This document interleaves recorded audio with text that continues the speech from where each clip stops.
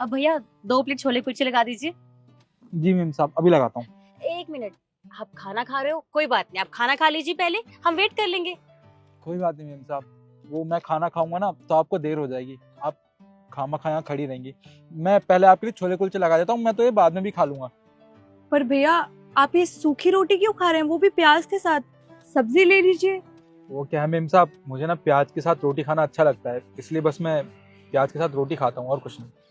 पर भैया रोटी के साथ प्याज कौन खाता है? सब्जी अचार तो होना चाहिए। घर में कोई है नहीं जो आपके लिए दाल रोटी बना के दे? नहीं मैम साहब, ऐसी बात नहीं है। घर में है ना, घर में मेरी माँ है, 2 छोटी बहन भी है, भरा पूरा परिवार है मेरा। पर वो लोग यहाँ नहीं रहते, वो गांव में रहते हैं, और यहाँ शहर में मैं अकेला रहता हूँ किराए पे। मुझे जो बनाना आता है मैं वो बना लेता हूँ। सब्जी तो मुझे आती नहीं, रोटी मैं बहुत अच्छी बना लेता हूँ, इसलिए बस कभी प्याज के साथ रोटी खा लेता हूँ, कभी मिर्च के साथ। अच्छा भैया, आपको अगर सब्जी बनानी नहीं आती है तो आप बाहर से भी तो खरीद सकते हैं ना सब्जी। हिम साहब, 10,000 रुपये महीने कमाने वाला आदमी भला कैसे सब्जी खरीदेगा? और वैसे भी आजकल तो महंगाई बहुत बढ़ रही है, बहुत महंगी सब्जी हो गई है, मैं सब्जी खरीद के नहीं खा सकता। तो ये रेडी, ये भी तो आपकी है, और यहाँ पे आप छोले कुलचे बनाते हो, तो खुद खाना बनाने की क्या जरूरत है? यहीं से खा लिया करो। नहीं मेम साहब, ये रेडी मेरी नहीं है, ये तो साहब की है। वो क्या है ना, यहाँ पे जितने भी कुलचे आते हैं वो सब पर प्लेट के हिसाब से गिन के आते हैं। अब अगर मैंने यहाँ से कुछ भी खा लिया तो साहब को पता चल जाएगा, और साहब ना रोज शाम को मुझसे हिसाब लेते हैं। अब कल को वो मेरी सैलरी में से पैसे काट लेंगे तो मेरा तो गुजारा नहीं हो पाएगा ना। वैसे ही महीने के 10,000 रुपये कमाता हूँ मैं। भैया पर ऐसी कौन सी मजबूरी है जो आपको इस तरह से खाना खाना पड़ रहा है, प्याज के साथ रोटी? बोला ऐसी कौन सी जिम्मेदारी है आपके ऊपर?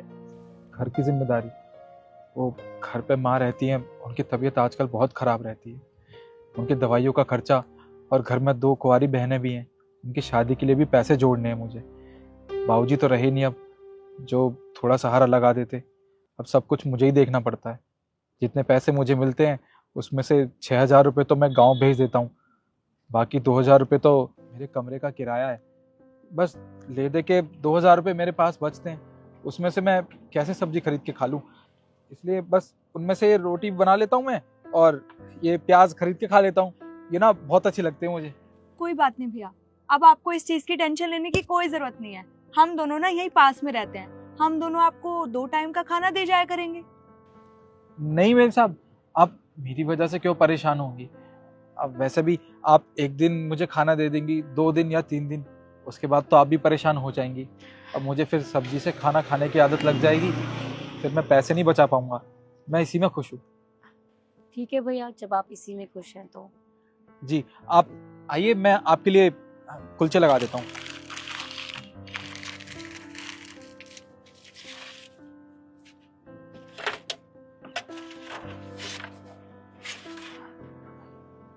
ये लीजिए मैम साहब, आपके 2 प्लेट छोले कुलचे।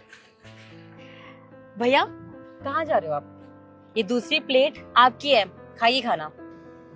साहब मैं ये कैसे खा सकता हूँ, ये तो आपने मंगवाई थी ना। भैया पैसे तो हम ही दे रहे हैं, और आपके ओनर को तो पता भी नहीं चलेगा, क्योंकि पैसे तो हम दे ही रहे हैं ना। कौन सा आप फ्री में खा रहे हो? आप खा लीजिए, हमें कोई दिक्कत नहीं है, खाइए। देखिए भैया, प्लीज आप मना मत करिए ना। और रही बात आपकी बहनों की शादी की, तो हम दोनों से जितनी मदद हो पाएगी ना, हम आपकी उतनी मदद करेंगे। देखो, जब तक आपकी बहनों की शादी नहीं हो जाती ना, हम दोनों अपने घर से आपको 2 टाइम का खाना दे दिया करेंगे।